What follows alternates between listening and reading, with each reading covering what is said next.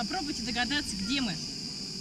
Есть подсказка. Вот сейчас это сооружение популярно у детей как развлечение. Залезть внутрь и посмотреть сверху. А когда-то именно из-за этого сооружения троянцы проиграли войну.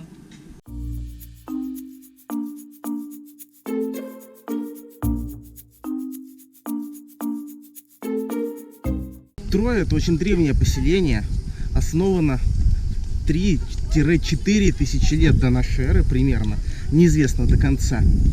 О троянцах еще писали в Древнем Египте, представляете? То есть древние египетские фараоны. Трою было очень сложно найти, потому что не сохранилось ни единственной записи, где она примерно находилась.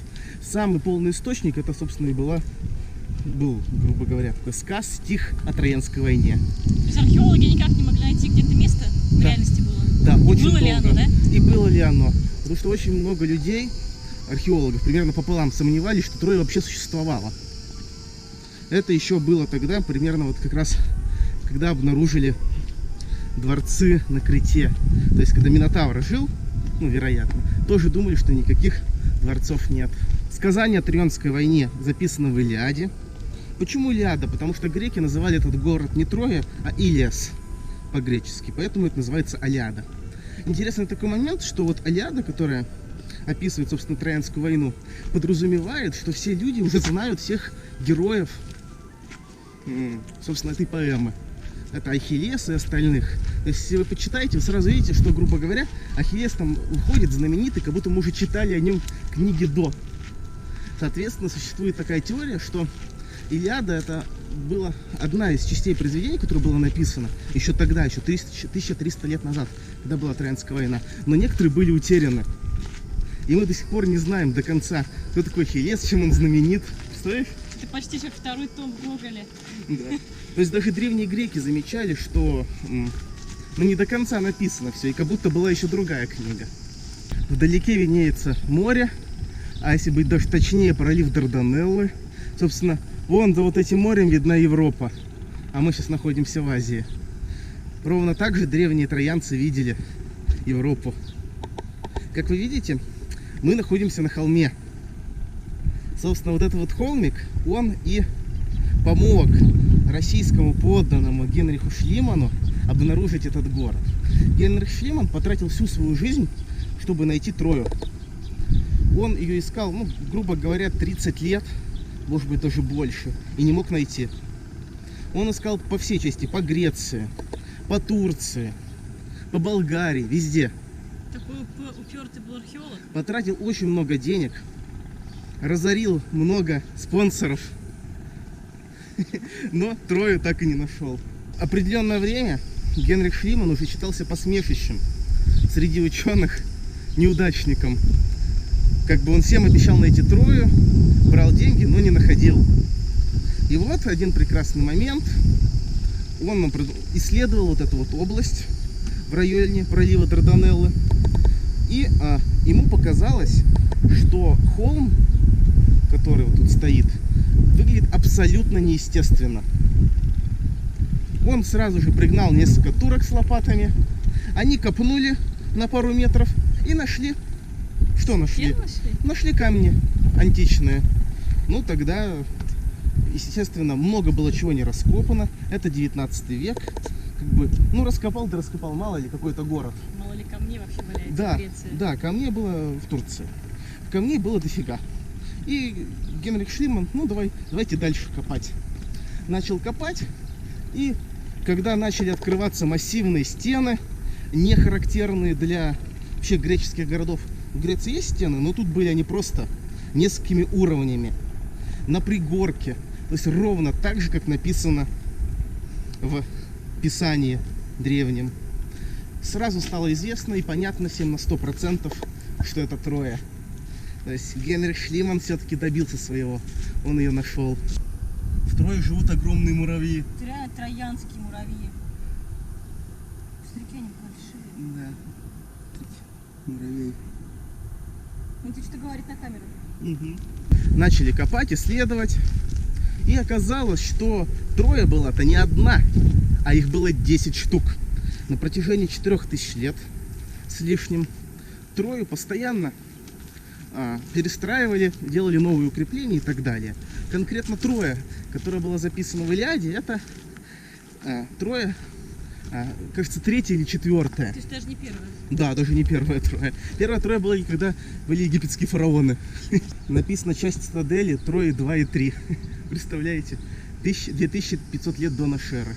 Илиада была 1300 лет до нашей эры. Новенькая вообще стоит. Ну да, ее подраскопали. Написано, что это оригинал. Ну, классно. Хорошо строили троянцы, что это простояло очень много лет. Троя находилась у пролива Дарданеллы. Это ее, собственно, окончательно и погубило. Были очень сильные набеги варваров с континента, которые через Болгарию пересаживались в Грецию и Турцию в 400-х годах нашей эры. И как раз ее тогда разрушили. И город очень быстро зарос травой и вообще погрузился под землю. Троя была под влиянием Азии очень сильной. Это азиатские рисунки. Это Троя-1, то есть это еще вот древность, еще во времена фараонов. Поселение действительно существовало очень много лет. Все троянцы были хорошими строителями, как нынешние турки. И воинами, потому Очень что хорошими все хотели захватить Трою. А почему хотели захватить? Потому что Дарданелла, которая впоследствии погубила, вообще-то кормила Трою, потому что это был вход, вообще-то, И выход. и выход. И поэтому ты такой, говоришь, стоишь и открываешь шлагбаум, правда, на море, в проливе, но берешь денежку. Очень выгодно. Это уровни Трои. Вот. Троя номер 2. То есть тут все Троя. Троя номер 3, Троя номер 4. В общем, ученые выделяют разные слои. В Википедии там написано от 5 до 10 слоев. То есть Троянская война — это Троя номер 4. Вы можете посмотреть, какие реально супермассивные стены. Существует большая вероятность, что сами древние греки, которые здесь жили, не знали, что они живут в Трое. Потому что все знали, что здесь существовало какое-то поселение, но все было погреблено глубоко под землей. Здесь вот очень быстро все засыпало. Видимо, тоже землетрясения были. Вот абсолютно такой же подъем, как в Микенах. Пафосный такой, широкий и очень массивный. Ну, чтобы армия выходила пафосно. Может быть, ровно вот по вот этому входу Ахиллес поднимался. Нет, или здесь были ворота, которые он открыл, когда конь закатили. Коня здесь закатывали, точно. 100% я знаю. Троянцы были торговцами и воинами хорошими, но, к сожалению, они не были готовы к войне с микенцами, потому что микенцы убедили перейти на свою сторону афинян. И еще очень много других островов, к примеру, Родос, Кос. Мне кажется, они не верили, что микенцы на них нападут, потому что троянцы же считались тоже очень сильными. То есть сильными считались кто? Спартанцы, микенцы, троянцы, ну каждый в свое время. Ага. И каждый был уверен, что он настолько непобедим, что никто вообще не посмеет на них напасть. Вот, и, собственно, микенцы собрали, грубо говоря, все практически тогда существующие полисы, взяли у них армию и пошли на Трою.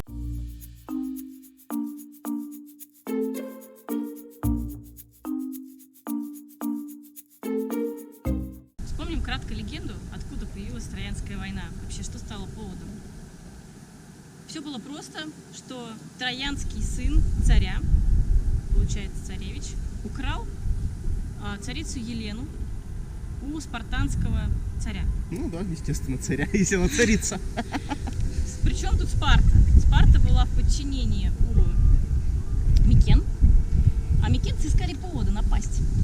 И тут такой хороший повод подвернулся. Женщину украли, обидели, честь унизили, а давайте-ка отомстим и накажем. Вообще, на то время это был расцвет микен самых. То есть те микены, которые вы видите в Микенах, в развалинах, которые находятся в Пелопоннесе, они именно такие, которые были в ту эпоху. Микенцы были очень воинственные, и они буквально за 100-150 лет подчинили себе всю Грецию и многие греческие острова. И решили продолжить свою экспансию. Конкретно царь Агамемнон хотел захватить вообще весь мир. И Троя как раз находилась у пролива Дарданеллы, имела очень выгодное положение и открывала, грубо говоря, путь в Малую Азию. И просто так войну нельзя было начать, нужен был повод. А войну почему нельзя было начать? Потому что троянцы были очень сильные, и микенцы просто-напросто могли проиграть. И не смогли они, например, бы убедить другие полисы греческие Присоединиться, да. Но причем все тогда еще в основном-то полисов не было, такие были города, ну тоже бы государства, это еще до греческая эпоха. Ну и он нашел повод, то что украли царицу Елену у спартанского царя, и собрал армию. Он позвал все греческие города, все острова и попросил у них дать ему войск. И все острова предоставили ему армию. Раскапывают дворец, как раз Трой номер 4 эпохи Илиады, где как раз, скорее всего, жил Гектор, к примеру. Вот эту комната Гектора вот копают, да? Наверняка выглядит красиво, кстати. Очень похоже на Минойский дворец на Крите. Они копают, а вот человек руководит с бумажкой, что-то записывает постоянно, видимо, главный археолог. Агамемнон собрал огромную армию, но он прекрасно понимал, что победить просто так не получится. И он там придумал разные вещи, ухищрения. К примеру, он пытался обмануть троянскую армию, говорит, давайте подеремся на чистом поле. А армия у Агамемнона, она очень научена, понимаете, спартанцы, микенцы, они прям такие мужики огромные. Ну, троянцы говорят, нет, мы выходить не будем. И закрыли дверь. Закрыли двери. А стен было несколько, они были очень толстые. Подойти к стенам просто так нельзя было. Ну и, в общем, Агамемнон начал думать, что можно сделать. Начал придумывать то, что вот, например, вот эти цари, трое не цари, потому что они украли Елену, они должны там выйти, ну и так далее. То есть они начали говорить, ты что, не мужик, пойдем драться, как раз женщину взял. Но это не подействовало на троянцев, они были умные. И Агамемнон начал стоять и ждать. Но Агамемнон дождался не того, чего хотел. Скорее даже совсем то, чего он не хотел. Да, началась чума, которая перебила чуть ли не половину его армии. И очень ее подкосила, да. Уже никто не хотел драться с троянцами, а троянцы так себе и сидели за стенами. Поэтому Агамемнон собрал флот, ненужные корабли разрушил и разломал, сел на корабли и отправился обратно в Микены. Троянцы вышли из города, ну, конечно, маленьким отрядом, увидели гору трупов, умерших солдат от чумы, разбитые корабли и увидели троянского коня. Ну, тогда он троянским, конечно, не назывался.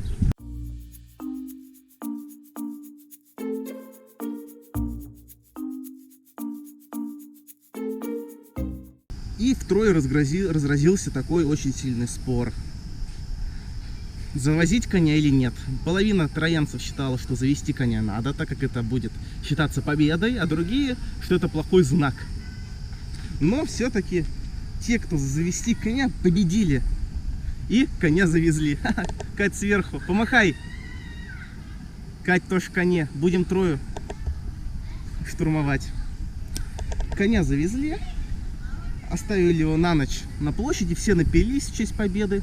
Но оказалось, что в коне спрятались воины и под предводительством Ахиллеса. Ахиллес ночью вышел, открыл ворота и на всю эту пьяную компанию спящую выбежала армия из-за угла. Да, армия пряталась за соседним холмом Агамемнона несколько дней. Выбежала из-за угла и очень быстро захватила город, убив большое количество населения, и Троя пала. Ну и вот эта история легла в основу древнегреческого эпоса. Интересно же, как там внутри, давайте посмотрим. Пропустила момент, когда тут было пусто. Набежала группа туристов из Китая. В общем, в коне вот так. Лавки, куча места. И второй уровень. Все хорошо просматривается.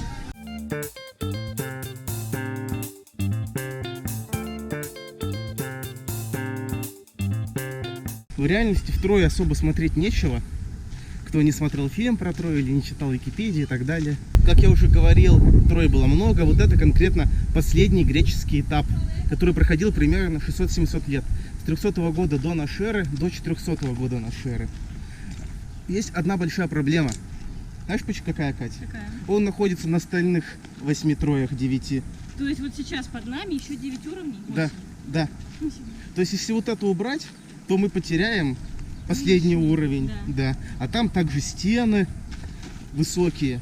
То есть, представляете, вот то, что сейчас вот находится, это тут, где древние греки жили, древние греки, находится на 5 минимум метров выше, чем стены Трои 1200 года. Это какой-то Одеон. одеончик, да? Ну да, небольшой одеончик. Вы под этим одеончиком тоже стальные слои. Да. И поэтому раскопки вести очень сложно, чтобы не повредить ни один из слоев. Все колонны аккуратно помечены краской. Это чтобы когда-нибудь их склеить и поставить на место. Там мощеная площадь откапывают. Видишь, идет? Да, улицу откапывают. То есть, грубо говоря, вот сейчас под нами, вот здесь, на метрах 2-3 лежит улица. Вы можете еще себе представить, что отсюда, вот конкретно с этого места, еще 5-6 метров сняли.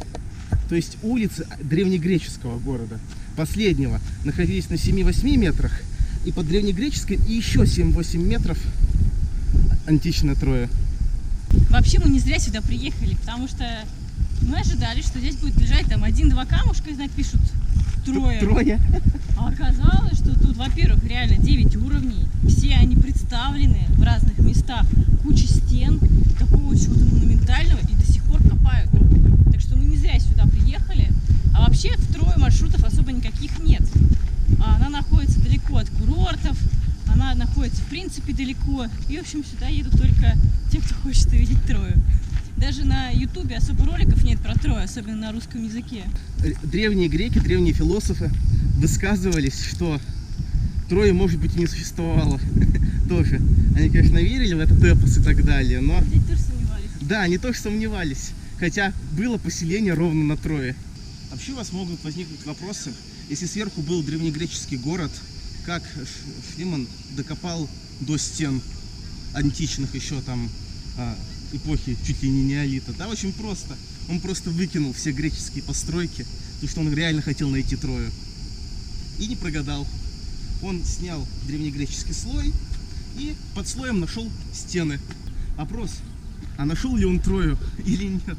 Мало ли греческих камней валяется, ну там и древних по всему миру. Во-первых, были примерное понимание, где она может находиться, то есть в районе вот этого пролива Босфора. И во-вторых,